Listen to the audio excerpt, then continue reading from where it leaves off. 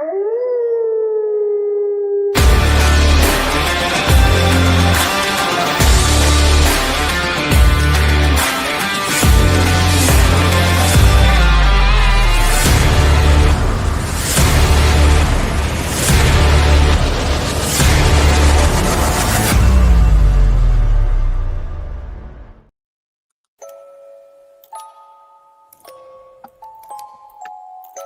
to me.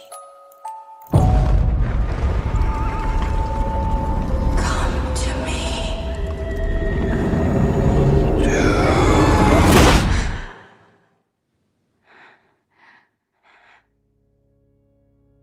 I've never shared my secret with any soul. You've had these spells since childhood. Tell me what you can from the beginning. It is like a dream. It was our wedding. When we turned around, everyone was dead. The stench of their bodies was horrible. Standing before me was death. But I'd never been so happy.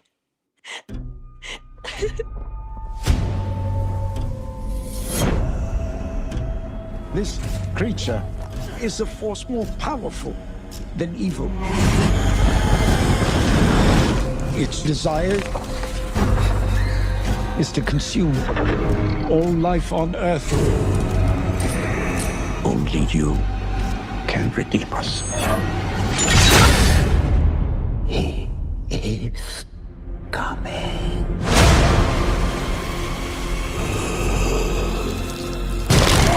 There is a devil in this world, and I have met him. But you could never please me as he could.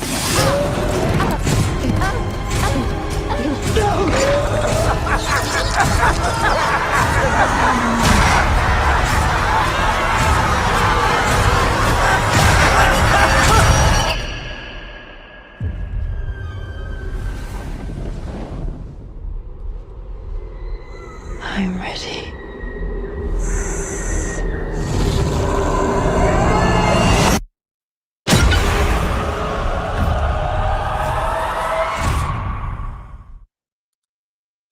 Hey everybody, welcome to 31 Days of Monsters. We are on day 12, and we're doing one today that doesn't get much creepier than this.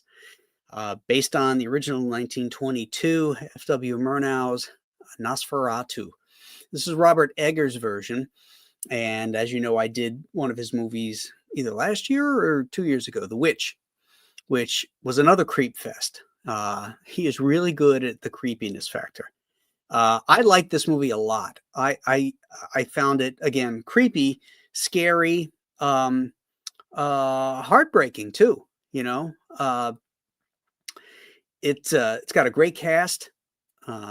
My only beef in this is, as I mentioned in one of the other broadcasts, was about how modern directors feel the need to blue out everything with these filters.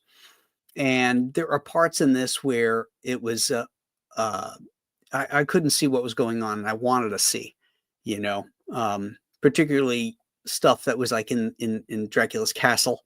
You know, I would have liked to have seen a little bit more clearer images. But that's a small beef. It's an artistic choice he chose. And, you know, when you're watching it on a IMAX screen or a big screen, it's probably not as big a deal as it is even if you're watching. I got a 75-inch TV, and it's a problem on that. But I imagine in a theater it probably wouldn't be that big a deal. But this is really, really great. Nosferatu is so gross. He's such a feral presence. You know, we talked about Dracula and how and that's what this is. This is basically Dracula. For those of you that don't know, the Murnau picture from 1922 was basically Dracula, but they never got the rights from Bram Stoker's estate. And so Stoker's wife sued the company and won. And part of the settlement was that all the prints of Nosferatu had to be destroyed. Well, thankfully, some survived. I think they were in vaults in Europe somewhere, and they were rediscovered, cleaned up. And rather than this becoming London After Midnight, a lost film, the original Nosferatu was digitized, cleaned up, and now we can see it in all its glory. And now there's been plenty of remakes of it. This being the newest and probably the best, I think.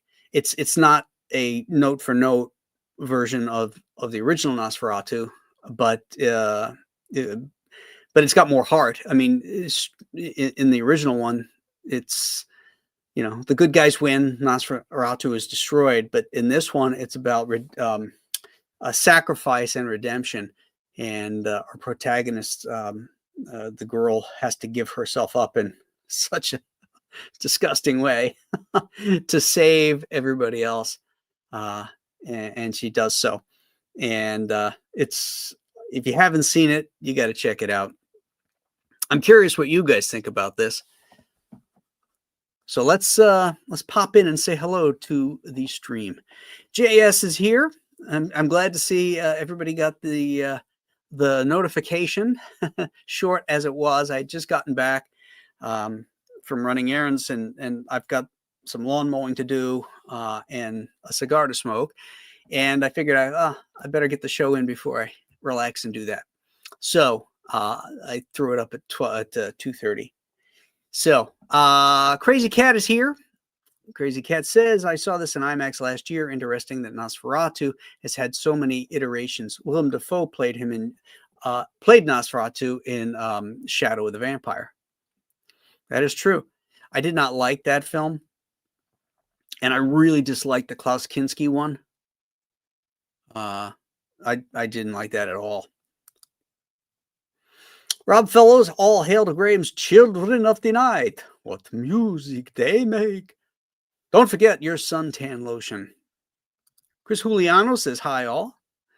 Cigar Gangster, good morning, everyone. Hail amigos from Man of War 665. Past Master dances, hit the like button and tremble.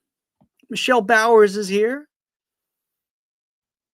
Rob Fellows says, I watch this as a double bill with The Northman. Both awesome movies, which are a perfect feast of bloodthirsty creepiness. Cool. Hey, if you're looking for a double feature, Julie and I watched one last night that we love. It's The Burbs and Matinee. Two wonderful Joe Dante films that you just have to see back to back together. All right, let's see here. Everybody's saying hey to everybody else. Rick 1662 says this movie was really good. Yeah, I agree. It's a little long. Could have cut maybe 10 minutes out of it, but it was really good. Codebreaker LP agrees with me, like 90% of the modern movies are too dark to see anything. Yeah, I don't think that Del Toro's Frankenstein is going to be like that. Not if I'm judging it by its trailers. He's painting with color, folks. Anthony Mark is here. He says, hello, everyone.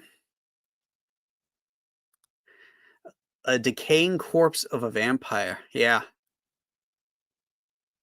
And the noises. That's the thing that really gets me in this. When he hops onto the Renfield character or the Jonathan Harker character, played by Holt. I can't remember the character's name in this movie.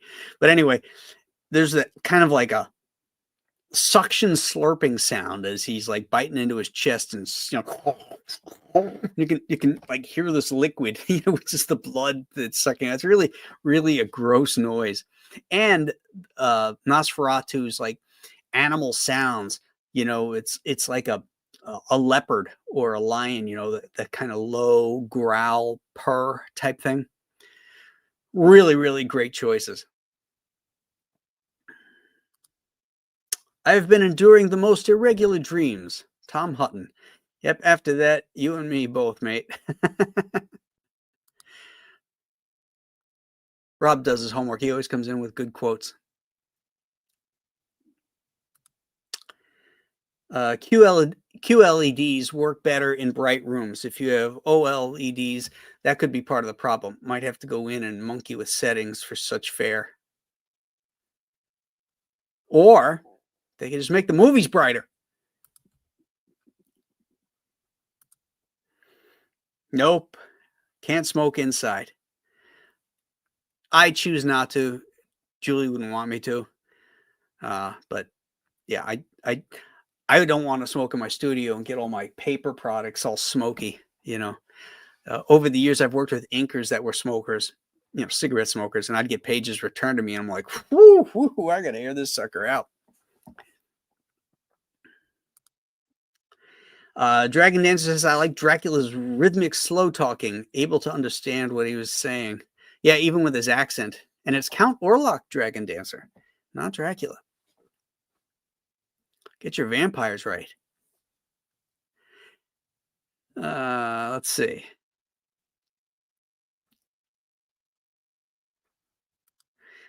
He bites anywhere on the body. Yeah, it isn't just about the neck. It's like he was biting onto that chest. Well, close to the heart, right? Maybe he gets one of those big arteries or something and just.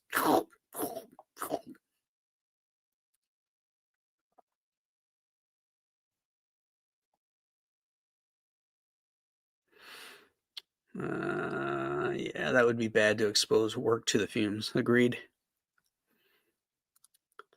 We got another Burbs fan here. The Burbs rocks. Yeah, it's fantastic. Tom Hanks is really great in it, but Bruce Dern steals the show. I just love that damn movie. Saw it at the theaters. Julie and I both saw it at the theaters together with a friend of ours, and the friend did not like it, but we loved it, and it's held up. And now our kids like it too. Watching the vampires sucking blood from the chest was strange. Yeah, it was unsettling, I think is what it is too. You know, that and the sounds, you know, it's the artisticness of the director was great for some of those choices. And seeing at the end after after Nosferatu's, you know, laid a little pipe there, and he's getting caught in the sun and stuff, and then they pull back, and after his body is completely desiccated and it's laying on top of her, it's, you know, she's at peace, and I guess he is too, to a certain degree, but it's just so disgusting to see him laying on top of her and think of her touching that skin, and ugh, it's so gross.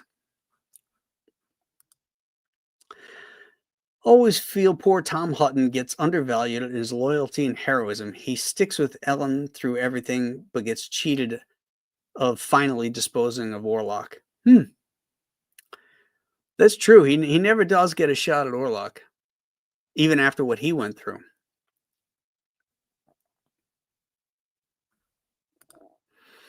Hope Del Toro can pull off Frankenstein, supposedly his true passion project, but he can tend to overly romanticize things. It is his favorite. He loves Frankenstein, and he's a huge monster fan. I have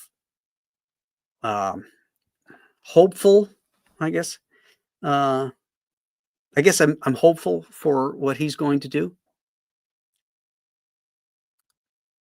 Confused about Ellen and the Count's connection. She called him forth by wishing for a guardian angel. Yeah, you know, I have to be honest. I'm a little confused about that too. How she connected with him in the first place. You know, it's not like she was in Romania or anything. Like, how did this?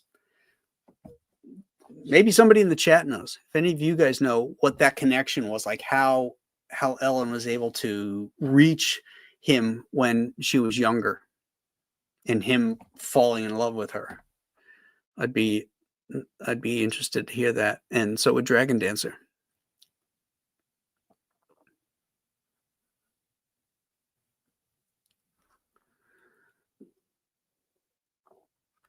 Rick, if I could clear up the connection between the two, Uh, I'm not sure what you're referring to after I read a bunch of these things, you know.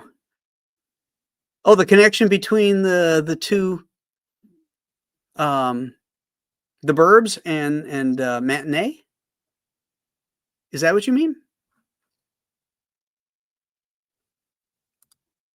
Yeah, a bit necro. That's the feel you get, isn't it?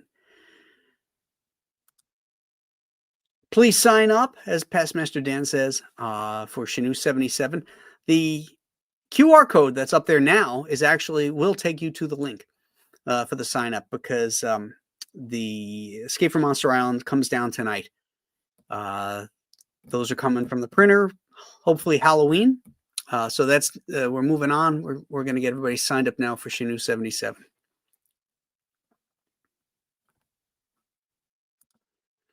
Did some of those inkers die premature? Not that anybody, not that I know. Uh, they all live to ripe old ages.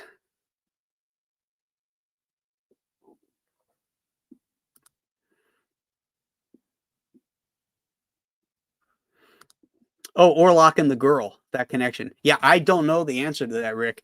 I'm hoping somebody else does. Marcus says, "Hail all, no notification while I'm watching football." Damn it. My Bills aren't on until tomorrow night, so I have a football-free weekend.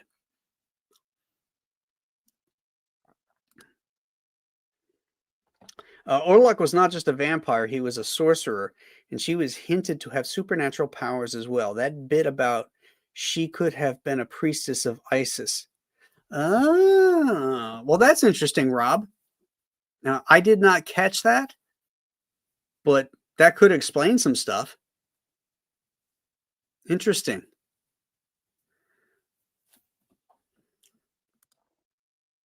Whoa, about a 9 on the tension scale there, eh, Rube? Yeah, one of my favorite lines.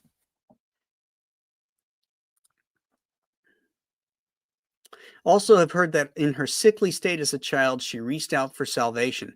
Her desperation made her a target. Not much, but what I've read.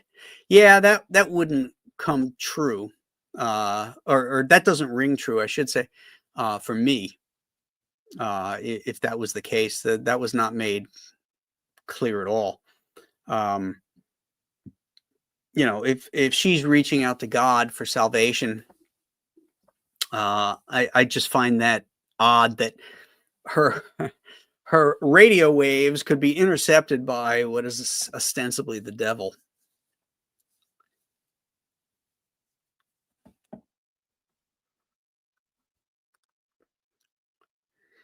Stay updated on what's new and happening in the Compass Comics universe. Yes, head over there. If you've never been to the website, check it out and sign up for the newsletter. That way you'll get all the updates about what's happening, when it's happening, and any new things. And you'll get Sunshine State emailed to you every Monday at 6 a.m. to start your week. And it's free.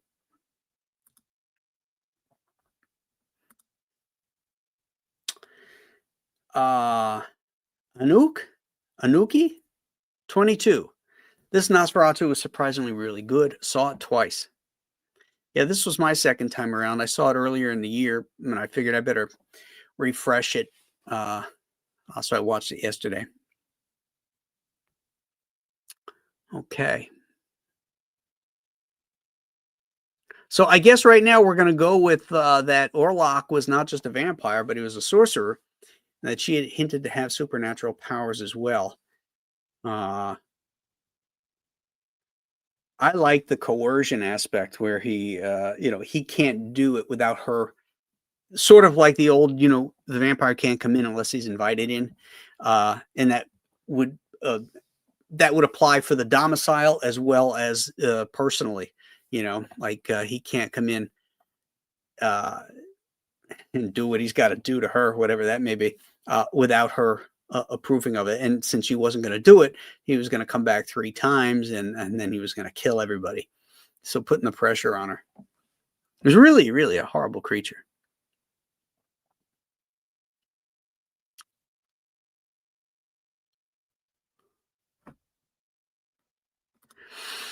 Man of War says, I think the implication was that she was particular where the salvation came from, and the devil maybe she wasn't particular where the salvation came from, and the devil answered. Oh, all right. Now, that could be too. Yeah, I read that. I was just telling Julie about that. I'll bet you he's such a historian. I'll bet you that's going to be steeped in Eastern European lore and stuff. I think that could be really cool. Yeah, I edited it. I figured it out. The rat infestation was pretty gross. Oh, yeah. Did you guys ever watch, like, your algorithms always send you, like, reels, like when you're on Instagram. Like, if you stopped over and watched something for a while, all of a sudden you'll start seeing the same kind of things. And I've been getting a lot of these foodie things.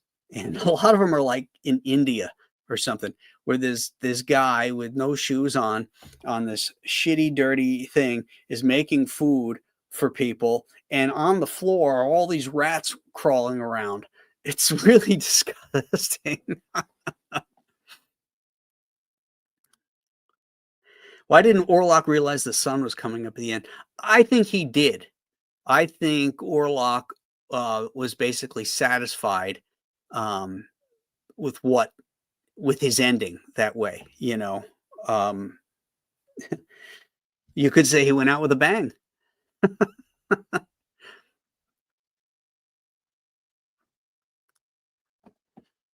As a lonely child, Ellen, desperate, cries for a guardian angel, opened a supernatural door, allowing the vampire to enter her mind and soul.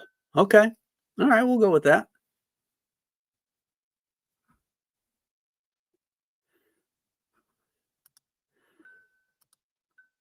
Oh, dang, those food vids of street vendors are horrific. Yeah. Some of them are really nasty. Using a naked virgin on a white horse to find a vampire was spot on folklore, and what director could resist that image? Yeah. Yeah, that was a cool scene. That was a scene that was nicely lit with all that warm light from the fire. It was a stark contrast to the coolness of the blues that, rang out. Yeah, it was cold. It was like everything felt cold. Even in Dracula's castle, when there's a fireplace going, it still felt cold in there. But that would be intentional, because that's what it would be.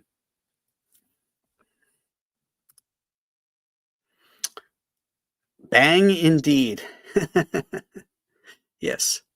He got what he wanted. That's what I think. I think he got what he wanted.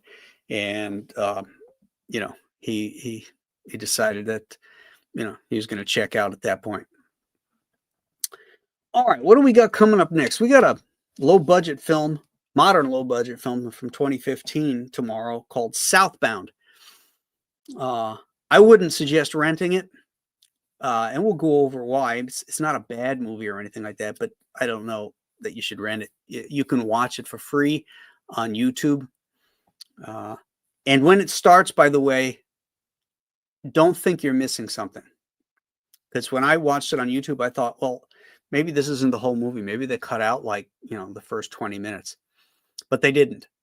It starts the way it starts. So if you feel like you're coming in on the middle of something, it's supposed to be. So that's an FYI for tomorrow's movie, guys. All right. Got to go mow the lawn, then have a cigar. And I hope you guys have a restful and wonderful rest of your Sunday. And we will see you again tomorrow at our normal bat time of 12 noon for Southbound. Have a great one, and we'll see you then. Bye-bye. They're coming to get you, Barbara.